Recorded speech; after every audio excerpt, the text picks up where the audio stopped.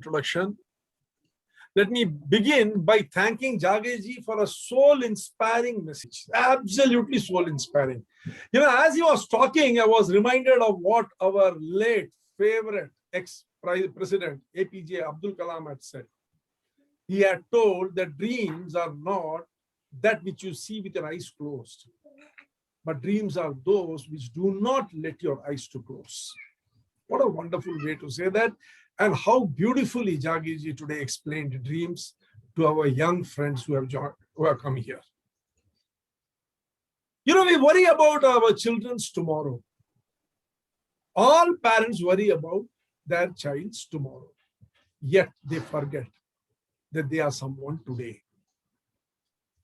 They forget that they are someone today. They are busy trying to mold them into people they think they should become, without realizing that all that they can do is facilitate the unfolding of their true potential. Let me give you the analogy of a fig tree, a banyan tree.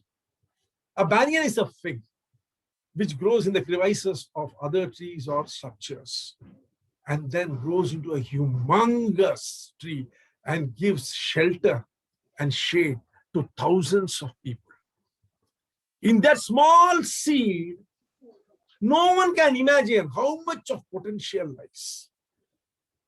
The child in front of us, who we see as a small entity, helpless entity, is in fact a seed with enormous potential, and we have been given the responsibility by the Almighty to facilitate his unfolding and to become something very big.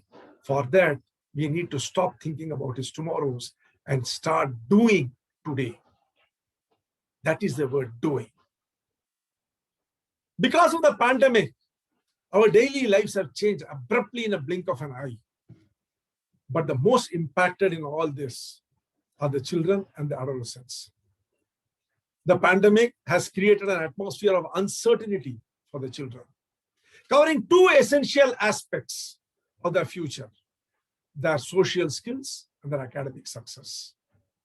We need to view their condition with even greater sensitivity than we do the state of those who have lost their jobs or have been uprooted like the migrant laborers, or I will take it to the extreme, as those who have lost a loved one. Why do I say that? There is an element of finality to the above three: losing a job, getting uprooted from your place, or losing a loved one. But still, these can be left behind in time and life can go on. But not so for the children who are facing the disruption today. Let's go a bit deeper into what they are facing silently. They are at that age when they don't fully appreciate the consequences of their action or what is happening around them. Let us not forget that children are not reason-driven. They are emotion-driven. And their emotional reservoir are their parents and their peers.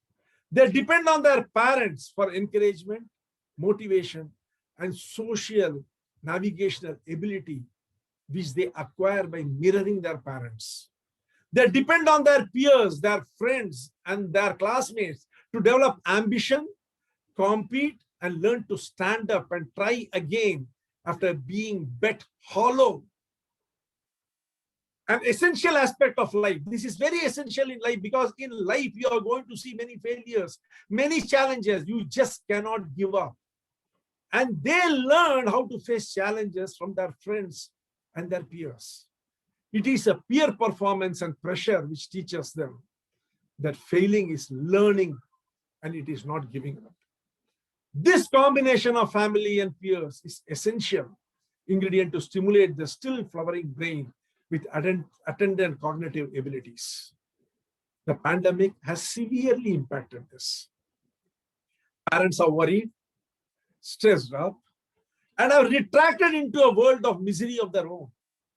Those who can afford have handed over the responsibility to outside agencies like online classes. Those who can't are wallowing in their miserable condition and are busy cursing their fate and waiting for a visible end for all this. The child sees all this and is getting confused further. It is filling itself with negativity. And every moment, it is turning to the greatest enemy of the child. The greatest enemy of the child today is a corporate money-making machine called the social media world of WhatsApp, Facebook, Twitter, Instagram, and whatnot. What else will he or she do? The parents are busy worrying about the situation. And as they say, familiarity breeds contempt. They simply ignore the child. Their earning is in jeopardy, the future uncertain, being cooped up 24 hours are bringing to the fold fissures which are not apparent. These are challenges that they have never faced and they themselves are confused. And this confusion is being conveyed to the child in ways that the parents don't understand or appreciate. And this adds to the child's further confusion. Suddenly, all the competition and challenges and the opportunity to go one up and satisfy their own ego and create an identity for themselves has been robbed of the child because they are insulated from their friends and peers. It finds itself cooped up in an environment where it is at the lowest rung of the ladder with very little chance to take the lead position. A child, let us not forget, gentlemen, is a natural leader. There is no greater punishment to a child than to be deprived of expressing its natural tendencies. Don't think I'm blaming the parents. I'm not. I'm not blaming the parents. I'm not blaming the society. I'm not blaming the situation. All that I'm saying is it is necessary for us to think differently and find a solution to this limited period problem and ensure that it does not create a lasting damage on those young and tender minds. Yes, this too shall pass, as has every disaster or everything in this world. This too shall pass.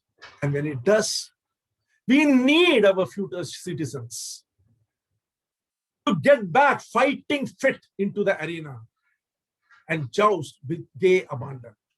The greatest legacy that one can pass to one's children and grandchildren is not money or other material things which we have accumulated in our life, but rather a legacy of self-belief and self-esteem.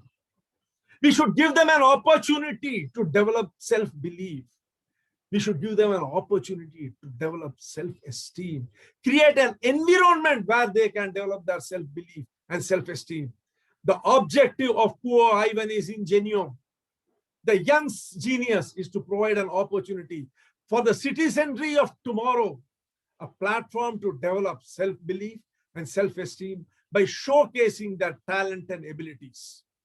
I'm extremely grateful to Tasneem Bhopalwala, Sushant Mysurkar, and my dear colleagues of Top League, Mohan and Durga Prasad, who have so willingly come forward and assumed the mantle of leadership position to drive the project Quod Iuvenis Ingenio. Top League, through me, welcomes the young genius. Thank you, friends.